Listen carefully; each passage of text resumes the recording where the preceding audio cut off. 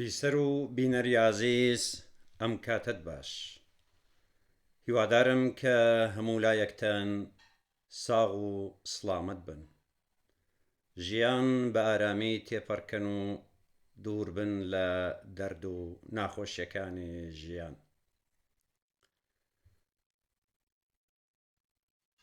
بەڕێزان، لە کورتە بەرنامەیەکی لایفدا چەند سەرنجێک دەخەمە سەر کۆبوونەوەی ڕۆژی شەممەی ئەمریکا و ئێران لە مەسقەت کە لەم بارەوە هەم پێشتر و هەم دوێنێەوە هەم لە داهاتوودا لە درێژەی کۆبوونەوەکان لە کۆڵینەوەی زۆر یا لەگدانەوەی زۆریان لەسەر دەکرێت. هەروەکو هەموو لایەکتان ئاگادارن ڕۆژی شەممە 12 ئاوریل نوێنەرانی وڵاتە یەکگرتووەکانی ئەمریکا و ئێران لە شاری مەسقەت پێتەختی عومان پێکەوە کۆبوونەوە. ئەم خڕبوونەوەیە بە نێوبژیوانی عومان بەڕێوە چوو. ستیڤ ویتکاف نوێنەری ئەمریکا و عەباس عێراقچی نوێنەری ئێران لەم دانیشتنەدا لە ڕێگای وەزیری دەرەوەی عومان ڕوانگەکانی خۆیان ئاڵوگۆڕ کردووە.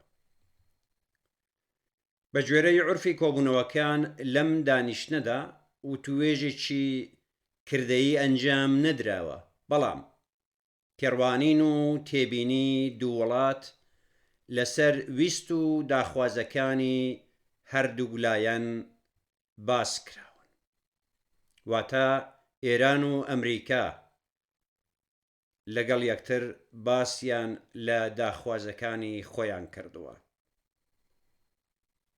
هەردوو گلایەن بەڕواڵەت دانیشتنی یەکەمیان بە ئەرێنی پێناسە کردووە و ڕایان گەیاندووە کە لە داهاتوویەکی نزیکدا درێژە بە کۆبوونەوەکان دەدەن. جێگای ئاماژەیە کە ئەمریکا و ترامپ هەڕەشەی زۆر دەکەن کە ئەگەر پرسەکان لەگەڵ ئێران لە ڕێگای وتوێژەوە چارەسەر نەکرێن و نەچنە پێشەوە، ئەوە لە ڕێگای هێزەوە هەوڵ دەدەن هەڕەشە و مەترسیەکان وەکو بەرنامەی ناوەکی ئێران و هەڕەشەکانی دیکە بڕەوێننەوە. ئێران و ئەمریکا ئەگەرچی لە ماوەی ساڵانی ڕابردوودا و لە پەیوەندی لەگەڵ هێندێک پرسی ناوچەییدا بە شێوازی جیاواز لەسەر ژمارەیەک بابەت ناڕاستە و خۆ کۆبوونەوە، بەڵام دانیشتنی ئەمجارە و دانیشتنەکانی دیکەیان جیاوازن. ئێران زۆر زیاتر لە ئەمریکا پێویستی بە کردنەوەی دەراوێکە و بەکردەوە بە دوای ڕزگاربوون لە دەستی قەیرانە نێوخۆیی و بە تایبەت قەیرانە دەرەچیەکاندا دەگەڕێ. لەم پەیوەندیدا ئاماژە بە چەند خاڵێک دەکەم کە ڕەنگە بۆ تێگەیشتن لە دۆخەکە یارمەتی دەربن. یەکەم، سیستمی سیاسی و بەڕێوەبەری لە ئێراندا لە مێش ساڵە دەستەوەستانە و بە دوای ڕێگا چارەیەکدا دەگەڕێن کە مانەوەیان زەمانەت بکە. ویلایەتی فەقیه یا ویلایەتی ئاخوندەکان لە پێدەشتەکانی سیاسەت و ئیدارەکردنی وڵاتدا بە تەواوەتی چەقیوە، خەڵکیش بەداخەوە بڕستی لێبڕاوە. درێژەدانی تەمەنی ڕێژیم بەم فۆرمەی ئەمڕۆ و ڕابردوو ئەگەرێکی یەکجار دژوارە و بەڕێوەبەرانی نیزام زیاتر لە خەڵکی دیکەی ئێران و دەرەوە لەم ڕاستیە ئاگادارن، بۆیە تێدەکۆشن کە ڕێگایەک دۆزنەوە و مانەوەی خۆیان وەکو نیزامێکی سیاسی زەمانەت بکەن. دووهەم، کۆماری ئیسلامی ئێران لە دوای ڕووخانی نیزامی بەعەس لە ساڵی 2003 زاینی و دواتر بەهاری عەرەبی کە بوو بە پاییزی عەرەبی بۆ ماوەی 20 ساڵ دۆخەکەی بە قازانجی خۆی بەکارهێناوە. ئەوان لەم دوودەیەدا لە ڕۆژهەڵاتی نێوەڕاستە ڕمبازیان دەکرد و لە عێراق، سووریا، یەمەن، لوبنان، فەلەستین و بەشێک لە ناوچەکانی دیکەدا بە زەبری دراو و پارە و هەروەها هێز سیاسەتی خۆیان دەبردە پێش و شەڕەکانیان لە خۆیان دوور کردبووە. ڕووداوەکانی ڕۆژهەڵاتی نێوەڕاست، هەڕەشەکان یا هێرشەکانی ئێران بۆ سەر ئیسرائیل، هێرشە موشەکیەکان، شەڕی حەماس و ئیسرائیل، حیزب الله و ئیسرائیل، ژینگەی سیاسی و نێونەتەوەیی لە ناوچە و جیهاندا دۆخەکەیان گۆڕیوە. هەروەها هەڵبژاردنەکانی ویلایەتە یەکگرتووەکانی ئەمریکا و هاتنە سەرکاری ترامپ. وردە وردە ڕێژیم لە فەلەستین، لوبنان، سووریا و ناوچەکانی دیکە و ڕەنگە لە داهاتووشتا لە عێراق بە زۆر پاشەکشەی پێ بکرێ. دەستپێکردنەوەی ئەم ڕەوتە پاڵەپەستۆ نێوخۆییەکان زیاتر دەکات، چونکە وەبەرهێنانی ڕێژیم لەسەر سیاسەتە ناوچەیەکان بەکردەوە شکستی هێناوە. باندی دەسەڵات و فەرمانڕەواش لە نێوخۆدا لەسەر ئەم پرسانە وردە وردە سەنگەر لە یەکتر دەگرن، چونکە زەویەکە ڕق بووە و ڕێژیم لە بواری ئیدارەکردنی ئابووری و خەڵک و سیاست لە نێوخۆیدا شکستی هێناوە. خەڵک تێگەیشتوون کە ئەفسانەی نیزامی هەتاهەتایی ئیسلامی لە ئێراندا لە خەونێکی بەتاڵ زیاتر نییە و ڕۆژگارێک وەکو نیزامی پاشایەتی ئەم نیزامەش بە خێرایی لە بەرچاویان دەتوێتەوە. سێهەم مەسەلەی وتووێژی ڕاستەوخۆ و ناڕاستەوخۆ بۆ ئێران لەگەڵ ئەمریکایەک کە ساڵەهایە بە شەیتانی گەورە دەیناسێنێ بۆ بەشێک لە نیزام و دەسەڵاتدارەکانی ئێران کارێکی ئاسان نییە. ئاخر ئەوان لە هاتنە سەرکاری خۆیان لە سەرەتای کۆماری ئیسلامی ئێرانەوە هەتا ئەمڕۆ خەڵکیان فریوداوە کە دژ بە ئەمریکا و ئیسرائیل و سیاسەتی زلهێزەکانی دیکە لە ناوچە و جیهاندا خەباتێکی بێوچان دەکەن. بەڕواڵەت عەلی خامنەیی ڕێبەری کۆماری ئیسلامی ئێران هەتا ئەم ماوەیەش دووپاتی کردوتەوە کە وتوێژ لەگەڵ ئەمریکایەکان و ڕۆژاوا سەرکەوتوو نابن و فریودەرانن.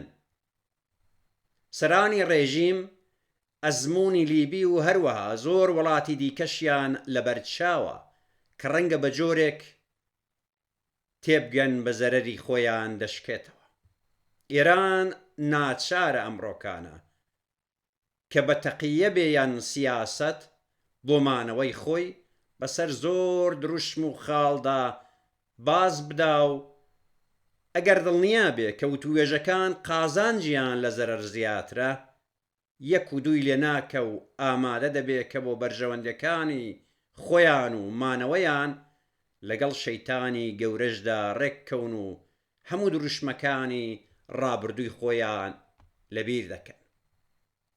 چوارەم، نظامی سیاسی لە ئێراندا چەند ساڵێک دەبێ کە پەچی کەوتووە و هەمومان دەزانین و ئاگادارین و هەموو ئاماژەکان دەیسەلمێنن کە ئەم نظامە لە ئاستی ڕۆژگار و چارەسەرکردنی پرسەکاندا نییە. گەورەترین فاکتەری مانەوەی ئەم نظامە دژی خەڵکیە نەبوونی ئۆپۆزیسیۆنێکی ڕاستەقینە و ئاڵتەرناتیڤ و جێگرەوەیەکی بەتوانایە.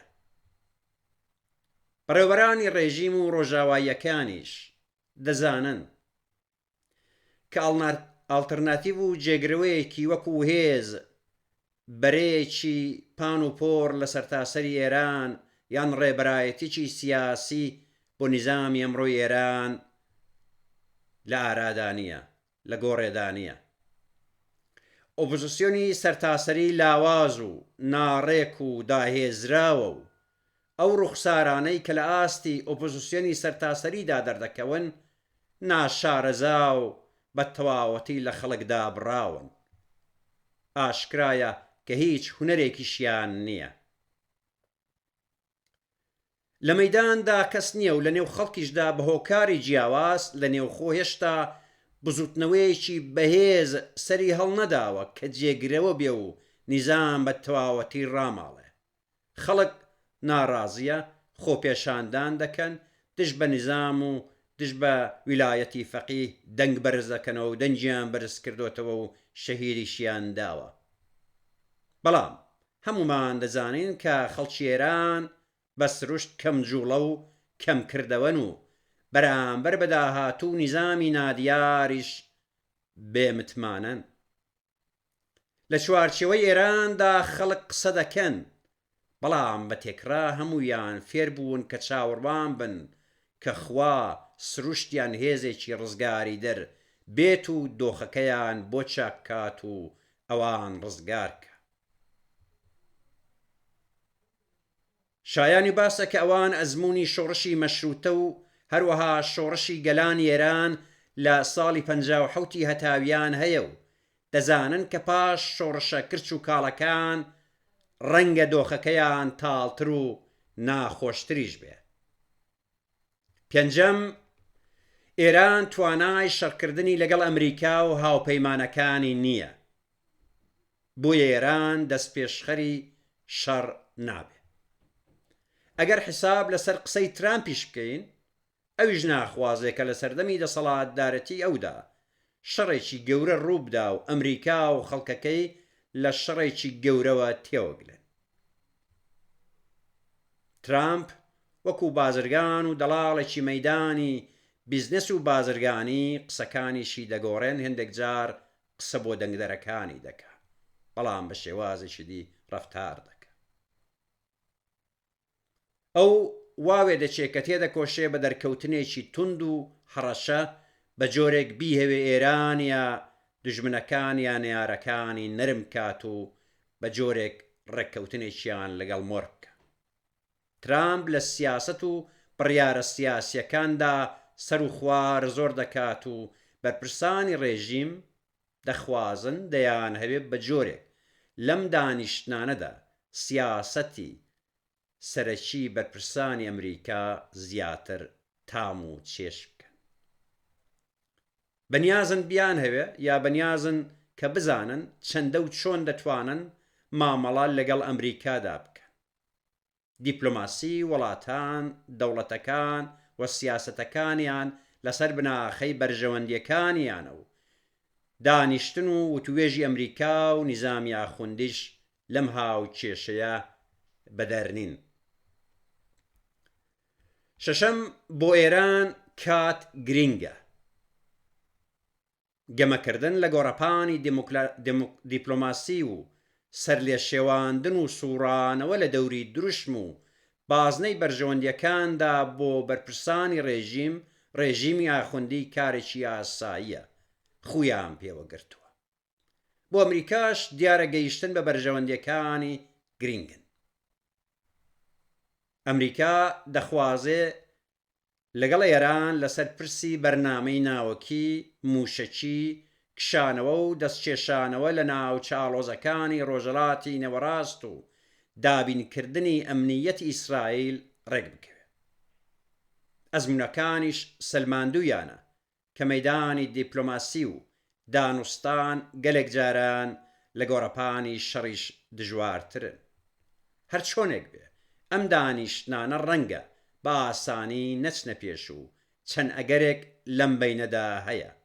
یەکەم، درێژەکێشانی شەڕ و یا درێژەکێشانی شل و خاوی دانیشتنەکان و گەیشتنی لانی کەمی ڕێککەوتنێک لە نێوان دوو وڵات. دووهەم، کۆتایی هاتنی دانیشتنەکان پاشماوەیەکی دیکە و درێژەکێشانی تەنیا شەڕی سارد و دژمنکارانەی نێوان دوو وڵات و سیاسەتی هەڕەشە و گوڕەشە بەرامبەر بە یەکتر. زۆر جاران ڕووداوێکی گەورەی ناوچەی و جیهانی بۆی هەیە کۆی کایەی سیاسەت بگۆڕێ.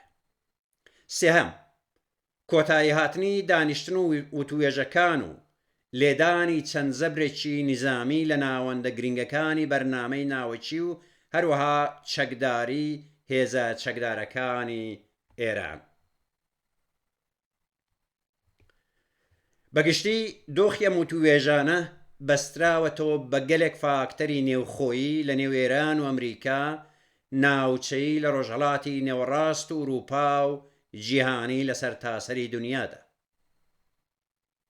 ئەم وتوێژانە سەرکەوتوو ببن یان نەبن، چارەسەری پرسی گەلانی ئێران ناکەن، چارەسەری پرسی گەلی کورد لە ڕۆژهەڵاتی کوردستان ناکەن، پرسی ئازادیەکان و مافی چارەنووس لە ئێراندا چارەسەر ناکەن. نظامی ئاخوندی لە تەواویەتی خۆیدا ناتوانێ و نەیتوانیوە وەڵام دەربێ و لە ئاستی سەردەمدا نییە. بە باوەڕی من ئەم نیزامە لە کۆتاییدا دەڕوا و خەڵک گەلان ئێران و بژاردە بەرپرسەکەی پێویستە بیر لە گۆڕینی ڕێگا بکەنەوە و لە دەرەوە و لە نێوخۆ لەسەر سیستمی دوای ئەم نیزامە ساغ ببنەوە و بەرچاویان ڕوون بێ. بە کورتی خەڵکی ئێران گەلانی ئەم جۆغرافیا سیاسیە دەبێ بزانن چیان دەوێ و چیان ناوێ لە دوای تێپەڕین لە نظامی ئاخوندی یا کۆماری ئیسلامی ئێران. سیاسەتی چاوەڕوانی تەفسیری زۆر و زەوەند لەسەر ئەمەی کە چی ڕوودەدا و چۆن ڕووداوەکان دەچنە پێش کە کەنجێ پەرجوو یان معجزەیەک ڕوودەدات و بەهاری ئازادی بۆ ئێران و گەلانی ئەم وڵاتە بە دیاری دێنێ چاوەڕوانیەکی بەتاڵ و ناساغە. ئەگەر خەڵک هێزە سیاسیەکانی بژاردەکەی ڕووناکبیرەکانی چارەنووسی خۆیان نەگۆڕن، بە ئاسانی دەکەونە نێو پاڵەپەستۆی دەسەڵاتدار و زلهێزەکان و لە کۆتاییدا بە مامەڵەیەکی ئابووری یا بازرگانی ویست و داخوازەکانیان بە ئاسانی لەبیر دەکرێن. جێگەی بەبیرهێنانەوەیە کە نەمریکا پارێزەری ئازادی و دموکراسیە و نەکۆماری یاخوندەکان ڕێژیمێکی دادپەروەر و خەڵکی و هاو سەنگە. ئەمریکا بە سەرۆکایەتی ترامپ بەنیازە شەڕی بازرگانی بکات و چاوەڕوان دەبین بزانین کە ئەم هەموو فاکتەرە دژبەیەک و ئاڵۆزە لە مەیدان و کردەوەدا چۆن بە یەکتر دەگەن. شاد و ساغ و سڵامەت و سەرکەوتوو بن.